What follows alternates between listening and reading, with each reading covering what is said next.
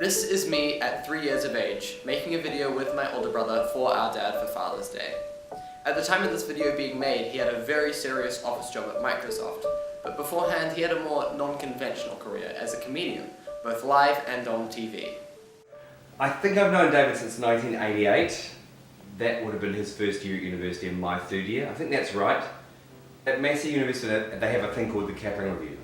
And what that is a bunch of students putting on a show which they write themselves every year, and we put it on for like 2 weeks in the auditorium at Massey. For David and I, we had a couple of characters in that show called Scuzzo and Botti, and they were a couple of skateboarding characters, idiots. And those characters were seen by a TV producer called Dave Gibson in Wellington, and he said, "You, two guys doing the skateboard idiots, come on, audition for a show." So we found ourselves in the big city, making a TV show, having a great time, and when that show finished, we came to Auckland as a bunch, as a team, a whole lot of young comedians, and we started doing comedy stuff in Auckland. And we set up a little stand-up night, and we taught ourselves to do stand-up comedy. And we wrote more sketches, and we went around the country doing sketches as a team called Facial DBX. Crazy name, don't worry. And we went around the country on a couple of national tours doing comedy.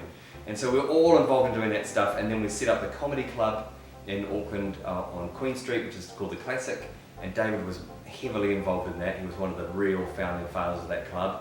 He really made that happen. And you know, I think that's where he sort of cut his business teeth. So while the rest of us sort of stayed in comedy and did more TV and stuff like that, he went to, to work for Microsoft. And if you look in this book here, the Comedy Fest Guide for Auckland for 2018, you'd see a whole lot of people in here whose careers would not have been anywhere near where they are today without David. There's Chopper. 7 Days came from The Classic. Chopper would be unknown in New Zealand if it weren't for David. Who have we got? There's the guys from 7 Days. There's Paul Ego, Di Hemwood and Jeremy Corbett. They'd be nothing. There's Ben Hurley. Cut his teeth at The Classic again. So many people. In early 2017, Dad called a family meeting in the lounge. And my brothers and I entered the room. Mum was beginning to cry, and Dad had a solemn smile that seemed to be repressing emotion. He then told us that he had been diagnosed with cancer.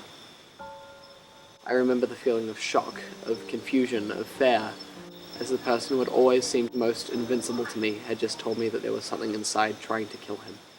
David and Catherine came over to our house, and he said whether he had something to tell us, and that it wasn't nothing bad, I think he said.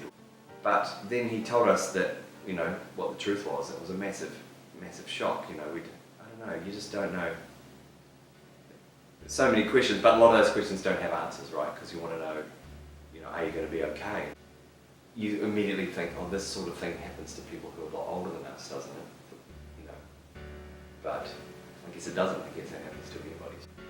In the days following, Dad's positive, good-natured attitude really shone through.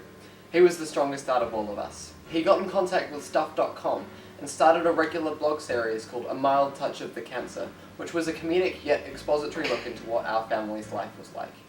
It follows the whole story. The chemotherapy, the treatment, the effects on his personal life, and the wacky shenanigans he got up to, such as decorating his hospital room every time he went in, and naming his IV drip Ruth. This wasn't the only media outlet he got involved with. The Project New Zealand started doing regular update videos about him, and suddenly we were getting support from all over New Zealand. Also throughout this process, he worked on and released another book that he had started before he was diagnosed, because he just couldn't stand being not productive with his spare time in hospital. In the final months of 2017, we got some really bad news. We thought that we had finally beaten Dad's tumour, but another one had grown.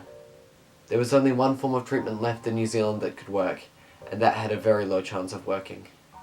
It was at this point that we needed luck on our side the most. And that's when we got it. Dad received an email from a high-up in a big drug company in the US, a man who had been reading his blogs. He was saying that if there's anything we needed from him, all we had to do was ask. So Dad asked him if there were any medical trials he could get involved with. Through this miraculous connection, Dad got onto a medical trial in Boston where they re-engineer the cells in your body that recognize and attack flu viruses to recognize and attack cancer cells. Dad flew over to Boston for a few months to have this treatment, and eventually, to our relief, it was successful.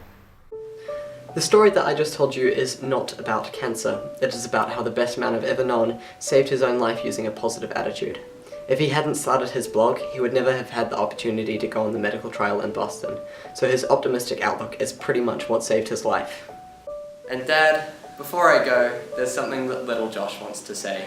Thank you for being our dad.